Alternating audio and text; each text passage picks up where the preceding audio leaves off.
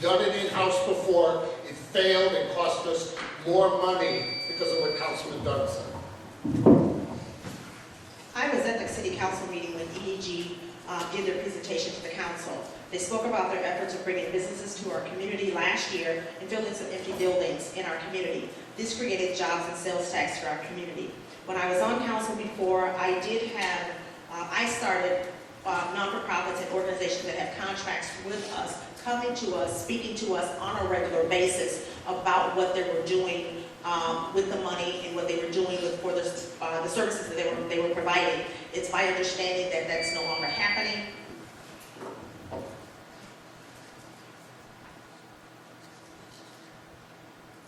Next question is mine.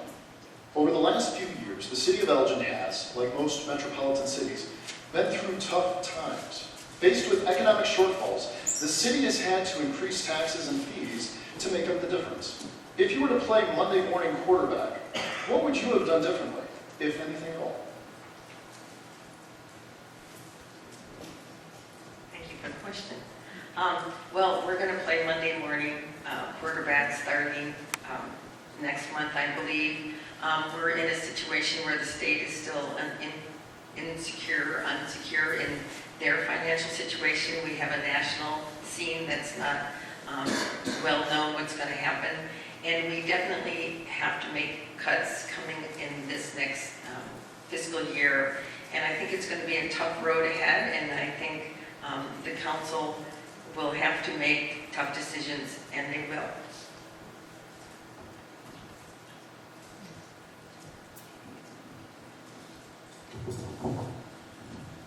I think if we were a Monday morning quarterback the last number of years for the city government, I would say that the number one thing I wouldn't do is expand as fast as we have to the west. I think I would slow our growth down. I think expanding as fast as we had committed us to have to snowplow areas that we don't have residents living in.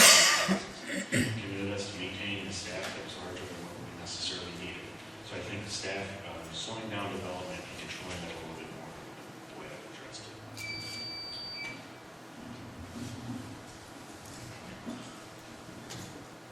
What happened to us with that wasn't something that we just walked into. We saw this coming.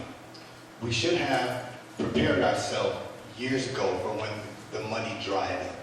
And what I would have done differently back then is make some cuts, make those hard choices a couple of years ago, and even further out than that, so that when we got to this point that we're here today, we'd be in a much more comfortable position. Well, it's always nice to have Monday morning quarterbacks, especially if your team is won. The city of Elgin has grown. The costs for servicing it has grown. We have very little discretionary spending in our entire budget. Most of it is unfunded mandates pushed down on us from the state of Illinois and gives us no money, and the federal government, but yet we still got to provide services. The only place to cut in Elgin's budget is services. I'm willing to do that, no doubt about it.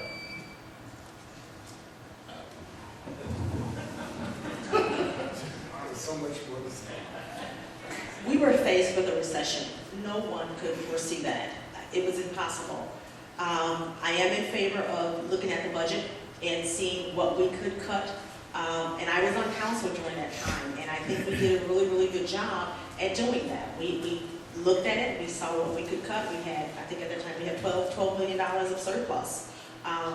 So those are some of the things that I would be in favor of, is making sure that we're servicing our residents to the best of our ability and not cutting services. First thing I would do is go back and try and form some type of bond with you, show you some empathy, show you some expression of regret for what we've done to you for the last 2 years without any conditions of cuts, reductions, a little bit here, a little bit there. Would they have wiped out the entire 2 years of tax increases? No. But you know what? It would have provided a cushion. It would have provided some type of thought for everyone here to say, look, we're working for you. We're not working against you. But what we've done in the last 2 years has just been a slam dunk, and that's not right.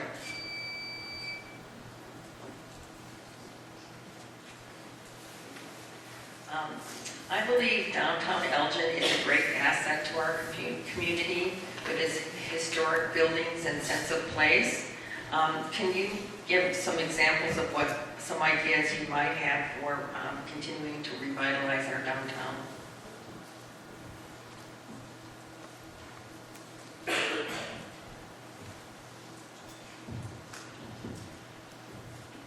I think I did not vote the second time to support the tower building because I did not want to be the open picky bank for coming back, but I think bringing a mixed residential use in downtown is the proper steps for downtown.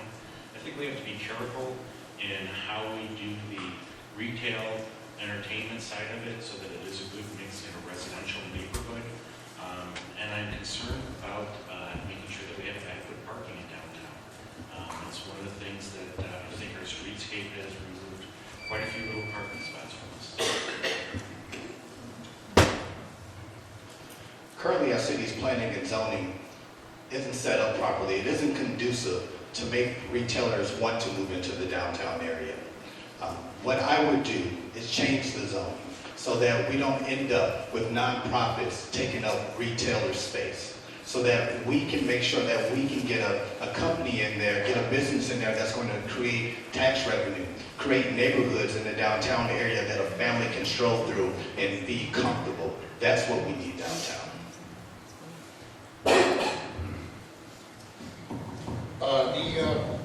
The constant struggle and the challenge of downtown Elgin, going on for 5-6 decades. The market dictates what goes anywhere. The government only gets in the way. And what I mean by that is putting up obstacles to businesses and investment. We don't determine what goes where, except we control it with zoning, yes.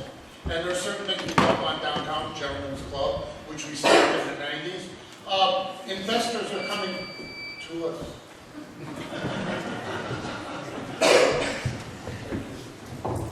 The heart of any city is its downtown. To have a vibrant downtown would attract people. I think I would love to see a bed and breakfast downtown. I would love to see a nightlife, because those individuals that live in downtown, those are the types of things that they're looking for. They're looking for access to the metro, to the train, buses. So I think bringing more of those types of businesses would attract people and invigorate our downtown a little bit more. I also voted to give the tower building their initial $4.6 million request. When they came back about 18 months later and asked for $1.5 million more, I said, no, that's enough. You got 4.5, that's enough. Nothing is going to change downtown until the demographics change. And we have seeded downtown now with the tower building. Let's let that boil for a while and let the companies and businesses that want to come into downtown to serve the clients, let them find fertile ground here. We need to get out of their way, but let them practice what they know best, and not the government. I think this is a very simple question. Strong, results-oriented economic development. That's how we revitalize our downtown. That's how we revitalize commercial industry within the city of Elgin. Without that, we're going to continue to have empty storefronts.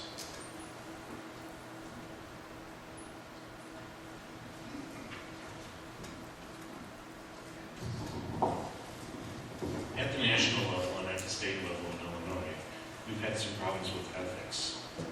Do you believe that the city of Elgin should have an ethics ordinance? And if you do, who should be covered by the ethics ordinance? It's a very good question.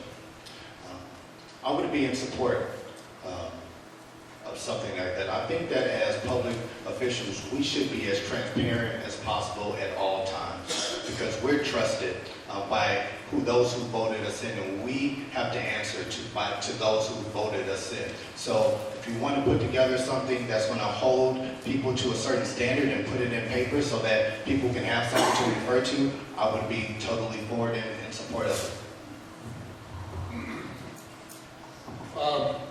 Not a strong opinion one way or the other. We've had a couple council people in the last 20 years resign for conflict of interest. It was done in-house. I was on one council and not on the other. So apparently, there is an ethics ordinance. That is our legal department, and one of the best. And if you've been told not to do something, you go ahead and do it and vote pay the consequences for it. You resign. And if you do anything criminal, you get charged. That's the way it is. I don't know if an ordinance is going to change it. You can pass all the laws in the world. I would be in favor of an ethics ordinance. As a Christian, I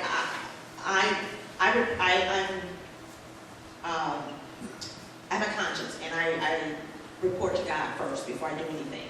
So yes, I would be in favor of an ethics ordinance. It's as if Councilman Dunn broke into my computer. That's one of my ideas. I was looking forward to we do need an ethics ordinance. Not so much for the legal definition of conflict of interest, but we have crossed the line over the appearance in the last 2 or 2.5 years of conflict of interest. Personal favors have been granted at council meetings. Friends and relatives of council members have gotten special favors, one up to $135,000. I'm very interested in looking into an ethics ordinance for the city. I'm open to the idea. I'd like to see what it looks like before I make up my final decision, but I'm open to the idea. Instead of focusing on an ethics ordinance right off the bat, I think we need to focus more on greater transparency within the city government. You need to know everything it is we're doing because you hold us accountable. It's your vote that decides, are we doing a good job or not? You need to know all the facts. You need to know what we're thinking, what we're talking about. Backroom deals do not help us. You need to hold us accountable. We need to provide greater transparency so you can do that. I would also be open to an ethics ordinance. I do feel now, though, that we do have an excellent legal team and legal counsel that keeps us all legal.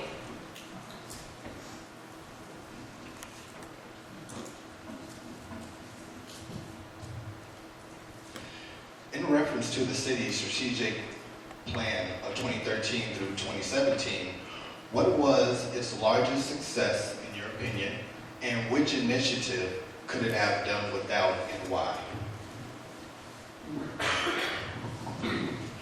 The financial strategic plan, I think the highlights are pretty obvious. AAA bond rating when we reside in a state that has junk bond status. $30 million in cash reserves, which is down a little bit because we took $2 million out this year to cover the need for operational expense increases of $2 million. So we didn't raise taxes for Elgin operations in the 2017 budget. Actually, the only tax increase was forced on us by the state of Illinois for police and fire pensions. We had no say on that. So that's the truth. But one thing maybe we could have looked at differently, but it's only a blueprint. Oh, I didn't realize.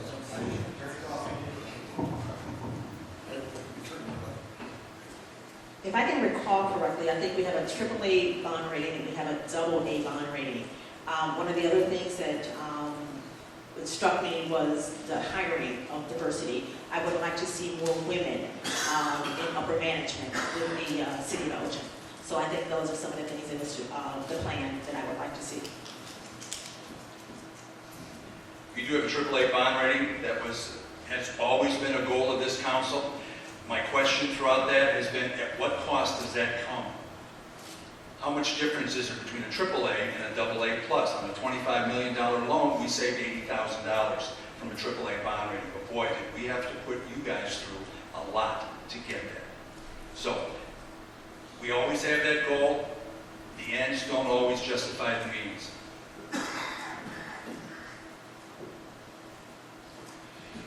What we've done right? Well, we have some of the best first responders in the state.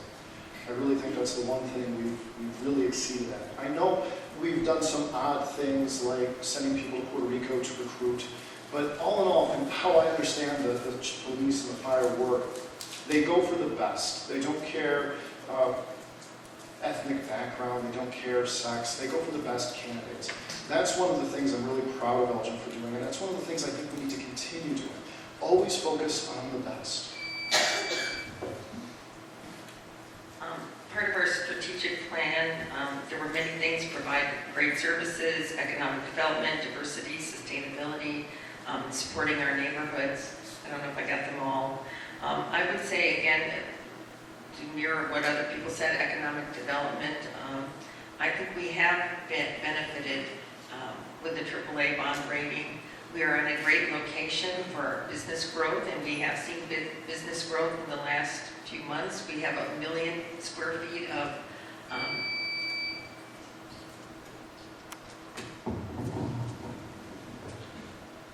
I believe that the AAA bond rating gives us a little bit more than just what we get in return on investment and the interest of a loan. I think it demonstrates to businesses when they're looking at where to settle, to come into a community that is financially stable. It is probably one of the reasons why we are one of the 4 cities that is growing in the state of Illinois, in a state that is financially unstable. For a community to be moving from Canada into Elgin, I think that's stating a big thing about our financial